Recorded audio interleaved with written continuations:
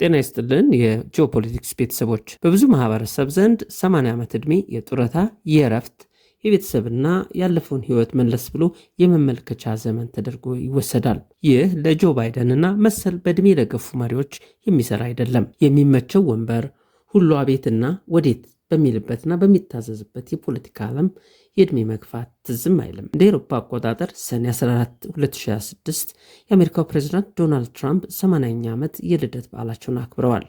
ይህ ከጆ ባይደን ጋር በመሆን አሜሪካንን በስተርጅና የመሩ ሁለት በዕድሜ አንጋፋ መሪዎች ያደርጋቸዋል። የዶናልድ ትራምፕ ፕሬዝዳንታዊ ተፎካካሪ የነበሩት 46ኛ የአሜሪካው ፕሬዝዳንት ጆ ባይደን በ82 ዓመታቸው ድጋሚ ለመመረጥ እጩ ሆነው ቀርበው ነበር። በስልጣን ላይ እያሉ እርጅናው እየባሰና አካላዊ ቅልጥፍናቸውን እያጡ በፐብሊክ ሁነቶች ላይ ሲቸገሩ ታይተዋል። እርጅና ብቻውን አይመጣም እንዲሉ እንዲያውም ከአንዴም ሁለት ጊዜ ተደነቃቅፎ ሲወድቁ ታይተዋል። የህዝብ መሳለቂያም ሆነው ነበር። ከዓለም መሪዎች ጋር ሲገናኙ እንዲሁም በክብረ በዓላት ላይ በሚታደሙባቸው ወቅት መድረክ ላይ ወዴት መሄድ እንዳለባቸው፣ ማንን መጨበጥ እንዳለባቸው ሲጠፋቸውና በእንቅልፍ ልባቸው የሚራመዱ አስመስሏቸው እንደነበር የብዙዎች ትውስታ ነው። ድጋሚ ለመመረጥ ባደረጉት የመጀመሪያ የክርክር መድረክ ላይም ትርጉም የሚሰጥ ንግግር ማድረግም ሆነ አረፍተ ነገር ለመጨረስ ሲቸገሩ ታይተዋል። ያች ዕለት የእርጅናቸው ደረጃ እንዲሁም የፖለቲካ ህይወታቸው ማብቂያ ሆነ። ዶናልድ ትራምፕም ቢሆኑ እርጅናው እያሳበቀባቸው ነው። ሰሞኑም በካቢኔ ስብሰባ በአሜሪካ ስፖርት ውድድሮች ላይና ራሳቸው በዋይት ሃውስ በደገሱት የቡጢ ውድድር ላይ እንቅልፋቸውን ሲለጥጡ ታይተዋል። ፓርቲያቸውና ተቃዋሚዎችም ጭምር በሰውየው የጤንነት ሁኔታ ጭንቀታቸውን እየገለጹ ይገኛሉ። እናም ጆ ባይደን እንደዚህም እርጅና በሻካራ እጁ ደቋቁሷቸው የራሳቸው ህዝብ ሳይቀር ሲያፌዝባቸው ድጋሚ ራሳቸውን ፕሬዚዳንታዊ እጩ አድርገው ሲያቀርቡ ሁለቴ አላሰቡም። ስልጣን እድሜን ያስረሳላ፣ ስልጣን ሱስ አይደለች። አሁንም ከአሜሪካ እስከ አፍሪካ ከመካከለኛው ምስራቅ እስከ ኤሽያ ድረስ እድሜያቸው 80 ዓመት አልፎም የመንግስት ጉዳዮችን የሚመሩ የጦርና የሰላም ውሳኔዎችን የሚያስተላልፉ የሚሊዮኖችና ቢሊዮኖችን ዕጣ ፈንታ የሚወስኑ የጭርጭር ሽባዎች አሉ። ይህ እውነታ አንድ አስገራሚ ጥያቄ ያስነሳል። ለመሆኑ ረጅም ዕድሜና ረጅም የፖለቲካ ልምድ ጠንካራ አመራር ያመጣል ወይስ ለአዲሱ ዘመንና ትውልድ ጥያቄዎች እንቅፋት ይሆናል ሲሉ ብዙዎች ይጠይቃሉ። በዛሬው ዝግጅታችን ዕድሜያቸው ከ80 ዓመት በላይ የሆኑ አሁንም በስልጣን ላይ ያሉ 10 የሀገራት መሪዎችን አጠር ካለ ማብራሪያ ጋር ይዘንላችሁ ቀርበናል። እስከ ፕሮግራማችን ፍጻሜ ትታደሙን ዘንድ በአክብሮት እንጋብዛለን። አንደኛ፣ ዶናልድ ጄ ትራምፕ። አወዛጋቢውና የዓለም ሀያሉ ሀገር የአሜሪካው ፕሬዝዳንትነትን ለሁለተኛ ጊዜ ያሸነፉት ትራምፕ ሰኔ 14 ላይ 80ኛ ዓመታቸውን ደፍነዋል። ሰውየው የቢዝነስ ዓለም የካበተ ልምድ ያላቸውና የናጠጡ ዲታ ናቸው። ለዚህ ይመስላል አመራራቸው ወደ ቢዝነስ ያዘነበለው። 45ኛውና 47ኛው የአሜሪካ ፕሬዝዳንት ሆነው የተመረጡት ትራምፕ ከዕድሜ መግባት ጋር ተያይዞ የጤናቸው ጉዳይ ሴኔቱን ብዙ ጊዜ ከባለስልጣኖቻቸው ጋር ማብራሪያ አስጠይቋል። በቀን እስከ 50 የሚደርስ መልእክቶችን በማህበራዊ ሚዲያ ገጻቸው ለጠሉት የስድብ ውርጅብኝ፣ ለወደዱት ሙገሳ እንዲሁም ሰራሁት ላሉት ነገር የሚያንቆለጳጵስ ነገር ሲቸከችኩ ነው የሚውሉት። በ2029 የስልጣን ዘመናቸው ሲጠናቀቅ ዕድሜያቸው 82 እንደሚደርስ የሚጠበቀው ትራምፕ በታሪክ የአሜሪካንን የዲሞክራሲ ተቋማት ተአማኒነት ጥያቄ ውስጥ የጣሉ ሰው ሆነው ይታወሳሉ።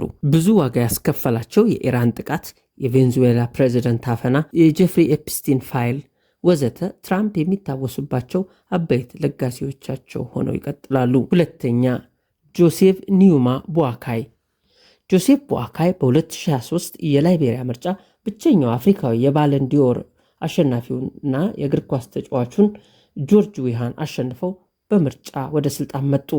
የኤለን ጆንሰን ሰርሊፍ፣ የሳሙኤል ዶ እንዲሁም የቻርልስ ቴይለር ፕሬዝዳንትነት መንበር የተፈናጠጡት የ81 ዓመቱ ጆሴፍ ኒውማ ቦአካይ የላይቤሪያ 26ኛው ፕሬዝዳንት ሆነው አገራቸውን ደካማ ኢኮኖሚ እያስታመሙ ናቸው። ሰውየው ለላይቤሪያ ችግር መፍትሄ ያሉትን በግብርና፣ መንገድ፣ የህግ የበላይነት፣ ሳኒቴሽን እና በትምህርት ዘርፍ ላይ ትኩረት ያደረገ አሬስት የተባለ ልዩ ማዕቀፍ አስተዋውቀዋል። የሀገራቸው ህዝብ ኢኮኖሚያችን እየደቀቀ ነው በሚል ተቃውሞ ሲያሰማ አዛውንቱ ጆሴፍ ቦአካይ ደሞዛቸውን 40 በመቶ የሚሆነውን ቀንሰው ሙሰኝነትን እየታገሉ መሆናቸውን ለማሳየት ሞክረዋል።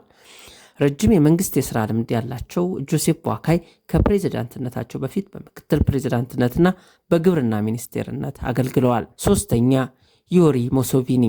የኡጋንዳው መሪ ዮዌሪ ካጉታ ሙሴቬኒ እንደ አውሮፓ አቆጣጠር መስከረም 15 ቀን 1944 ተወለዱ።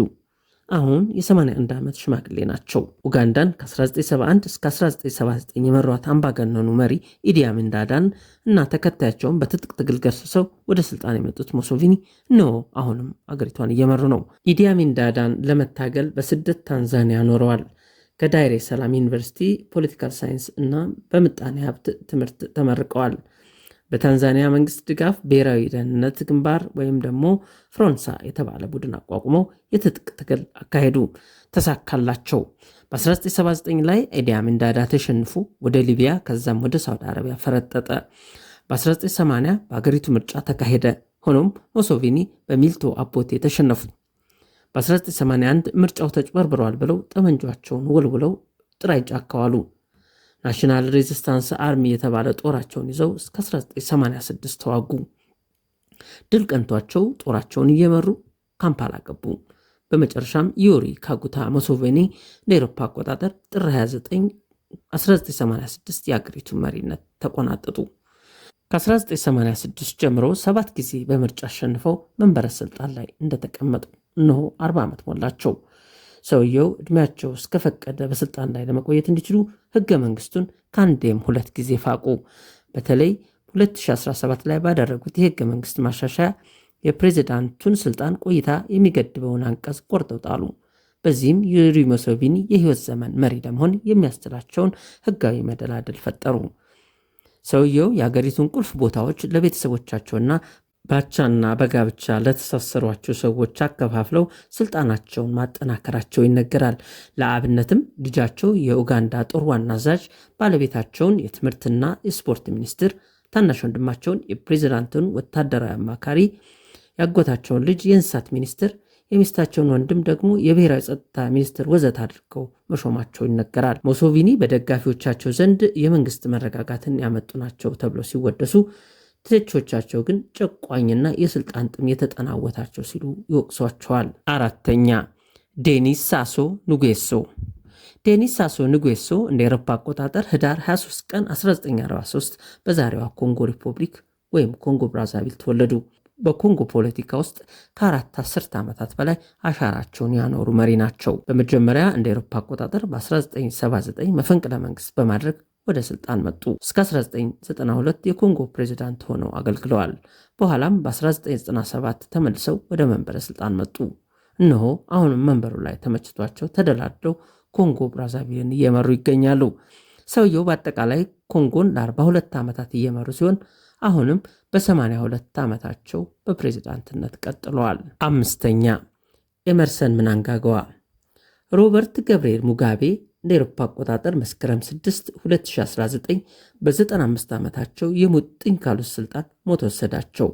ሆኖም ቀደም ብሎ በ2017 ሌላኛው የዛኑ ፒኤፍ ፓርቲ ከፍተኛ አመራርና ሙጋቤ ወዳጅ ኤመርሰን ዳምቡድዞ ምናንጋግዋ ወደ ስልጣን መጡ። መስከረም 15 1942 የተወለዱት ምናንጋግዋ በዚምባብዌ ፖለቲካ ትልቅ ስም ያላቸው ሰው ናቸው። ሮበርት ሙጋቤ የደከሙ ሲመጡ ስልጣናቸውን ለባለቤታቸው ግሬስ ሙጋቤ ለማስተላለፍ ቢሞክሩም በከፍተኛ ወታደራዊ አመራር የሚደገፉት ምናንጋግዋ 2017 ላይ ስልጣነ መንበሩን ተረከቡ። በነጻነት ትግሉ ወቅት በግብፅና ቻይና ወታደራዊ ስልጠና የወሰዱት የሐራሪው ሰው በሽምቅ ውጊያ ወቅት አዞ በሚል ቅጽል ስማቸው ይታወቁ ነበር። ልቅም ስክን ባለ ንግግራቸው የሚታወቁት ፕሬዝዳንቱ እንደ አውሮፓ አቆጣጠር በ1980 ላይ ሀገራቸው ከቅኝ ግዛት ነጻ ከወጣች በኋላ በፍትህ ሚኒስቴር እንዲሁም በብሔራዊ ጸጥታና ደህንነት ሚኒስትርነት ሰርተዋል። 2028 ላይ ስልጣን ዘመናቸው የሚያበቃው የ83 ዓመቱ አዛውንት ህገ መንግስት በመፋቅ ፕሬዝዳንታዊ ምርጫ ስርዓት ለመፍጠር እየጣሩ ነው ተብሏል። ሰውየው በፕሬዝዳንትነት እስከ 2030 ለመቆየት እየሰሩ መሆናቸው ተሰምቷል።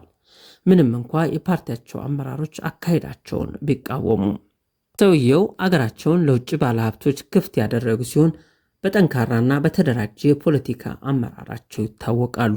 ስድስተኛ ቴዎዶር ኦቢያንግ ንጉማ ምባሶጎ። የኢኳቶሪያል ጊኒው ፕሬዝደንት እና የቀድሞ ወታደር ቴዎዶር ኦቢያንግ ንጉማ አምባሶንጎ እንደ አውሮፓ አቆጣጠር ሰኔ 5 1942 ተወለዱ። 1979 ላይ አጎታቸውን ከስልጣን በመፈንቀል የአገሪቱን መንበረ ስልጣን ተቆናጠጡ። አሁን ድረስ ወንበሩን የሙጥኝ እንዳሉ ናቸው። እዚህም የ84 ዓመቱ ኦቢያንግ በዓለም በመሪነት በጣም ረጅም ጊዜ ከቆዩ መሪዎች አንዱ ናቸው። የሰውየው አገዛዝ በጨቋኝነት፣ በከፍተኛ የመብት ረገጣና የፕሬስ ጭቆና ይታወቃሉ። በአዛውንቱ አገዛዝ ዘመን ኢኳቶሪያል ጊኒ ከፍተኛ የነዳጅ ምርት ያገኘች ቢሆንም ሀብቱ በጥቂት ሰዎች እጅ መከማቸቱንና ፍትሐዊ የሀብት ክፍፍል እንደሌለ መረጃዎች ያመለክታሉ። ሰባተኛ አላሳኔ ኦታራ። አላሳኔ ኦታራ እንደ አውሮፓ አቆጣጠር ጥር 1 ቀን 1942 ተወለዱ። የምጣኔ ሀብት ምሁሩና ፖለቲከኛ ኦታራ 2011 ላይ ወደ አይቮሪ ኮስት መሪነት መጡ። ከዛ ጀምሮ ለ4 ተከታታይ ጊዜያት ያክል ምርጫ አሸንፈው አገራቸውን እያስተዳደሩ ነው። ከፔንሲልቬኒያ ዩኒቨርሲቲ በምጣኔ ሀብት ዘርፍ ዶክትሬት ዲግሪ ተመርቀዋል። በዓለም የገንዘብ ድርጅት IMF ውስጥ በከፍተኛ ኃላፊነትም ሰርተዋል። በ84 ዓመታቸው ከ33 ሚሊዮን በላይ ሕዝብ ያላትን የነ ዲዲየር ድሮግባን ሀገር እየመሩ ይገኛሉ።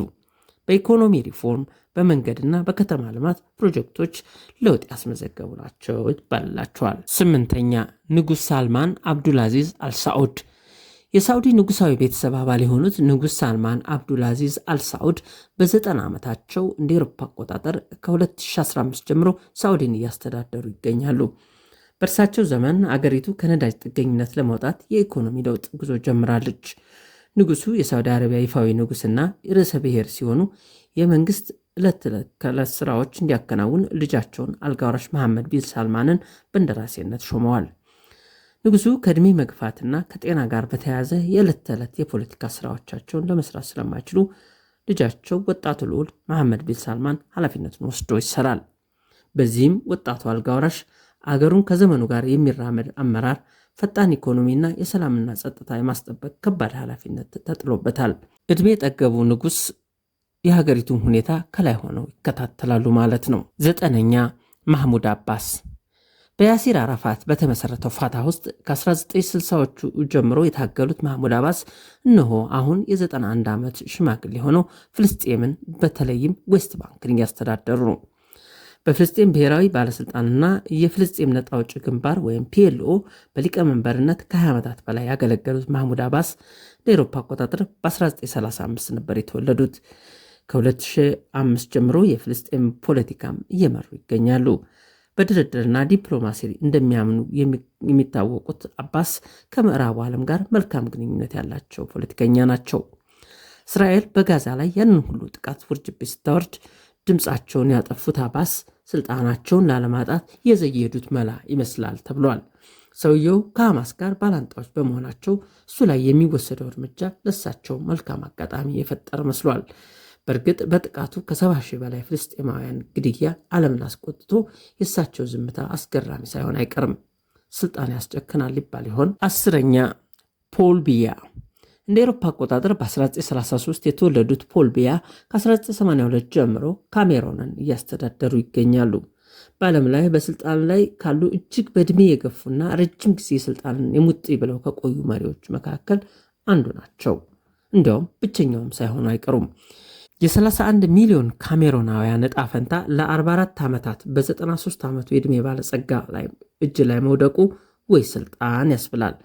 በአጠቃላይ እነዚህ 10 ዕድሜ ጠገብ መሪዎች የሚመሯቸው ሀገራት በ2026 ግምታዊ የህዝብ ቁጥር 1.17 ቢሊዮን ወይም የዓለምን 14 በመቶ ገደማ የሚሆነው ህዝብ በቀጥታ ያስተዳድራሉ። የሀገር ሰው በድሮ በሬ ያረሰ የለም ቢልም በቢሊዮን የሚቆጠር የዓለም ህዝብ ባረጁ ባፈጁና ከዘመኑ መንፈስ ጋር በተራራቁ መሪዎች የመመራቱ ምክንያት ከስልጣን ጥመኝነት ውጪ ሌላ ምን ሊባል ይችላል? ሰላም ቆዩ።